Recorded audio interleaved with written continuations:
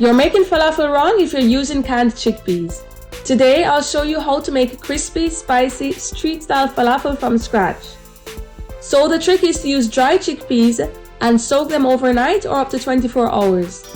They're going to soften up nicely, and once drained, we're going to add those to a food processor with 1 small onion, 2 cloves of garlic, fresh coriander, parsley and spearmint, ground cumin, ground coriander seeds, chili powder, salt and black pepper.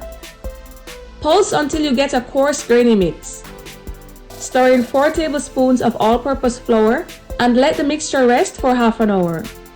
I like to add the baking soda right before shaping the falafel.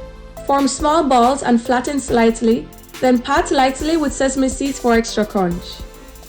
We're going to heat the oil to about 180 degrees Celsius and fry the falafel for around 3 to 4 minutes or until golden and crispy.